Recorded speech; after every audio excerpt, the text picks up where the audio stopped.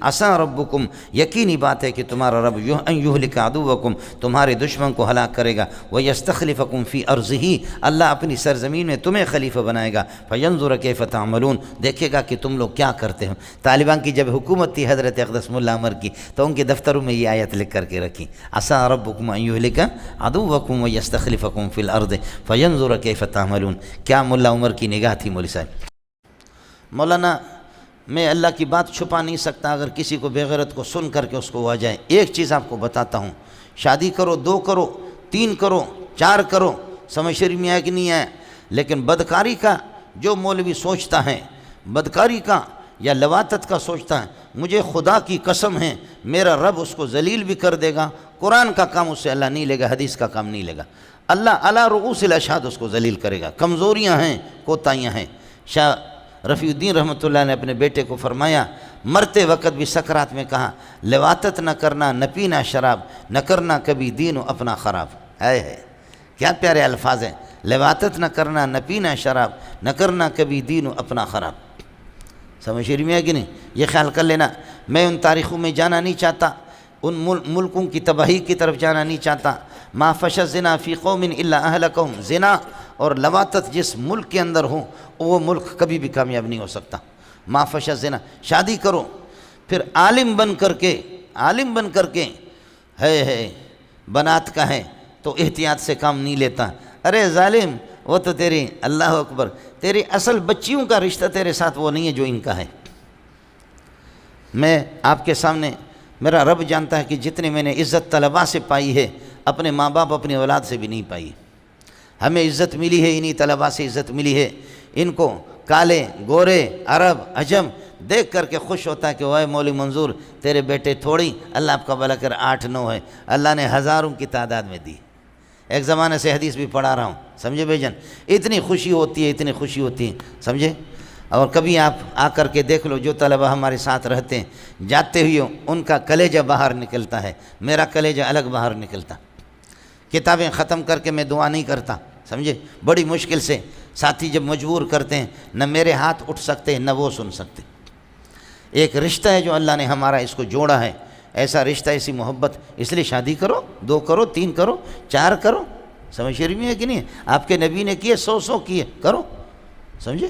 آپ کو تو 4 تک کی اجازت ہے، 4 کے بعد پھر بتا دینا تو اگر ٹھنڈا نہ ہو، سمجھے، 4 کے بعد انشاءاللہ تیرے جنازہ نکلے گا۔ لیکن بے حیائی کا راستہ سوچنا اور پھر یہ کہنا کہ اللہ میرے فیض کو عام کر دے گا، این خیال است و جنون است و محال، یہ میں نے آپ کو عرض کیا۔ باقی میں آپ کو یہ بتانا نہیں چاہ رہا کہ کہاں کہاں کن ملکوں میں تباہی آ گئی، انہی بیماریوں کی وجہ سے تباہی آ گئی، سمجھے۔ پاکستان بھی تباہ ہے اس بنیاد پر، بنوری ٹاؤن والے جھوم جھوم کر کے پڑھ رہے ہیں، دارالعلوم والے جھوم جھوم کر کے، جامع فاروقیہ والے، سمجھے بھائی جان۔ سلیم اللہ رات کو اٹھ کر کے روتا تھا اس قوم کے لیے، سمجھے، اس قوم کے لیے رونے والے شیخ الحدیث رئیس المحدثین مولانا سلیم اللہ خان جیسے، اور تبلیغی غریب الگ بسترے اٹھا کر کے، لیکن بے حیائی الگ۔ اب فرشتے بھی حیران ہیں کہ اس بے حیا قوم کو کرے کیا، جن میں لاکھوں انسان بسترے بھی اٹھانے والے، لاکھوں علماء اور طلباء ہے، تفسیر پڑھانے، حدیث پڑھانے والے، اس قسم کے لوگ، رونے والے لوگ بھی ہیں، اس قسم کے بے غیرت بھی ہے، جو ملک کی سطح پر اس کو قانون کا، ملک کی سطح پر ملک کا دستور اور نظام بنا کر کے اس کو پھیلاتے ہیں۔ ایک جزوی طور پر کوئی گناہ ہوتا ہے تو ایک الگ چیز ہے، لیکن ملک کا نظام بنے، لواطتیں کہ ملک کا نظام بن گیا مولوی صاحب، سمجھ شریف میں ہے کہ نہیں۔ ہمارے برادر مکرم مولانا غلام قادر صاحب، وہ ایک اپنا واقعہ گوادر میں بیان کر رہے تھے، میں بھی ان کے بیان میں تھا، میرا بھی بیان تھا آخر میں، تو حضرت نے فرمایا مولانا غلام قادر صاحب نے کہ ایک بہت بڑا افسر آ گیا، کہنے لگے تم لوگ ترقی کے راستے میں یہ ہے کہ رکاوٹ ہو، تو حضرت فرماتے ہیں مولانا غلام قادر صاحب، میں نے اسے پوچھا کہ تو ترقی کا لفظ مجھے بتا دے، یہ کون سا باب ہے، کون سا صیغہ ہے اور اس کی حقیقت کیا ہے؟ کہتے منہ پھٹ گیا، انگریز کا بچہ تو جانتا ہے کہ ترقی کیا ہے، سمجھے۔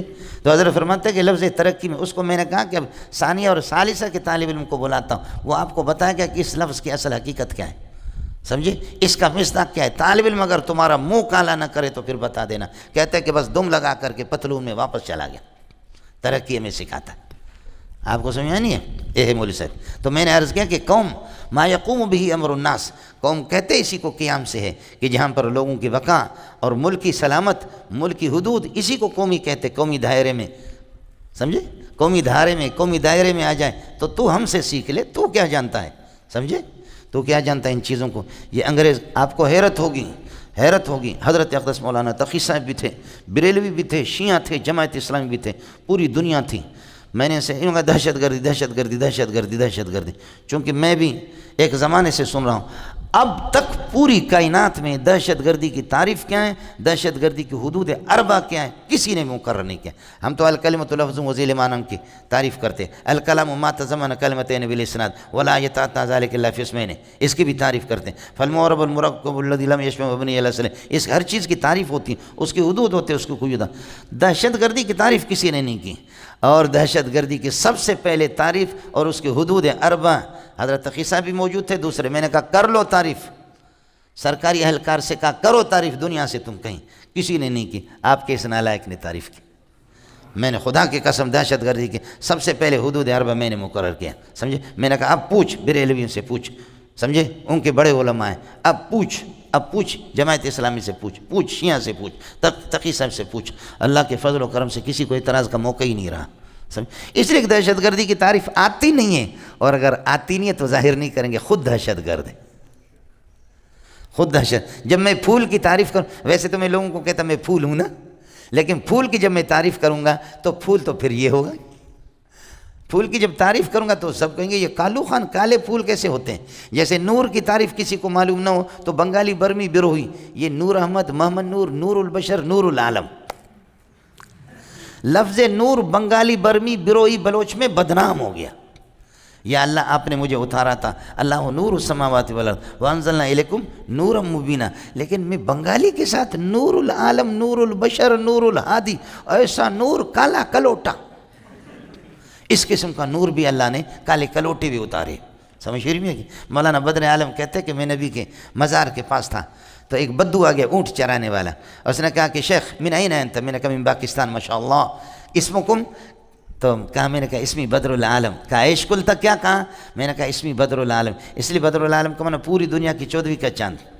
مولانا خود رنگ میں کالے تھے، تو کہا ایش کل تھا، میں نے کہا اسمی بدر العالم، کہا ایش تقول، کیا کہہ رہے ہو، میں نے کہا اسمی بدر العالم۔ اس نے کہا اپنی شکل تو دیکھ، تو بدر العالم ہے، تو اس نے کہا شکل دیکھ کالو خان، تو بدر العالم ہے۔ بدر العالم آمینہ کا لال ہے جو اس مزار میں آرام فرما رہا ہے۔ مولانا بدر عالم فرماتے ایسا ذلیل ہو گیا اس اونٹ چرانے والے بدو نے، عرب نے مجھے ٹھکانے پہ لگا دیا۔ عسیٰ ربکم، یقینی بات ہے کہ تمہارا رب ان یہلک عدوکم، تمہارے دشمن کو ہلاک کرے گا، ویستخلفکم فی ارضہ، اللہ اپنی سرزمین میں تمہیں خلیفہ بنائے گا، فینظر کیف تعملون، دیکھے گا کہ تم لوگ کیا کرتے ہو۔ طالبان کی جب حکومت تھی حضرت اقدس ملا عمر کی، تو ان کے دفتروں میں یہ آیت لکھ کر کے رکھی، عسیٰ ربکم ان یہلک عدوکم ویستخلفکم فی الارض فینظر کیف تعملون۔ کیا ملا عمر کی نگاہ تھی مولوی صاحب۔ السلام علیکم جی دوستوں، آپ نے دیکھا اور سنا شیخ مولانا منظور مینگل صاحب کو کہ شیخ مولانا منظور مینگل صاحب کیا بیان فرما رہے تھے۔